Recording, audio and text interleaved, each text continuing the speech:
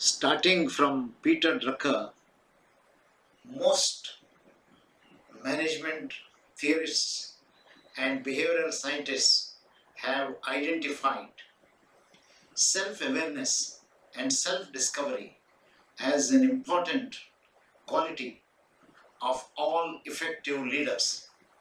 Why effective leaders? Any person who wants to be effective should constantly strive for becoming aware of his or her own strengths and areas that needs to be improved. I'm sure most of you have heard the concept of Johari window, which says that we only know a part of our talent. A large part of our talent goes undiscovered by the time we finish this life. Even among the part of the talent which we know, only a part of it is known to people outside, around us. And since these people around us are changing with every change in your organization, city or place, in any given point of time, the people around you are only likely to know a very, very small part of what you know as your strengths. How much do you know about the extent to which people around you, people who work with you, your colleagues, your juniors, your seniors, and maybe your customers know about your own kind of talent? I think in order to do this, it is the 360-degree feedback or multi-source feedback that becomes as a great kind of a tool.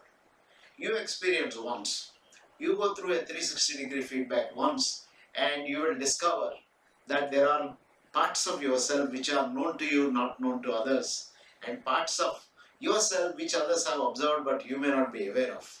And there are, of course, parts which neither you know nor others know, that you can only discover by doing things you have not done before and trying yourself and experimenting with yourself.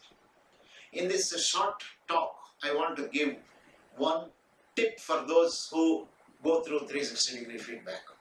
After you go through 360-degree feedback, don't just reflect about it. Don't also accept whatever has been said. Explore more. If somebody has mentioned your strengths as a strong points, work on them. If you already know that these are your strong points, now work out a plan to leverage these strong points and emerge out as a better leader. If somebody has mentioned that some of these things are not your strong points, if they happen to be weak points or areas that you need to improve and so on, I think you can discuss, have a mentor, discuss, share with them. If you accept it, it is fine. If you don't accept it, then work on them. I must tell you that what is a strong point in a given setting may become a weakness in another setting, and what is a weakness in another setting may become a strong point in another setting.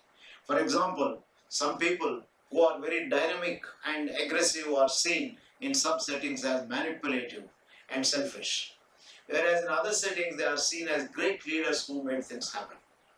And people who are quiet and who do not talk much about them, in some settings are seen as introverted, not contributing, not giving themselves. In other settings, they are seen as very easy to get along, very nice people, very reflective people, very thoughtful people, worth having as mentors and things like that.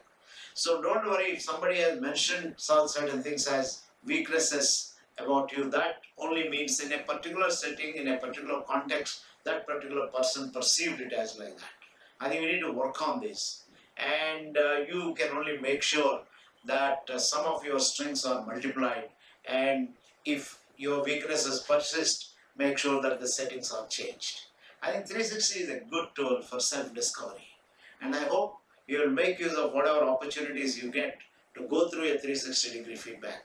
If you don't get any opportunity to go through a 360 feedback, write to us at TVRLS, www.tvrls.com. We'll help you and we'll set up a good 360 feedback system for you, and also help you to discover more about yourself and leverage your strengths. All the best for creating increased self-awareness and becoming a very effective person. All the best once again from TVRLS.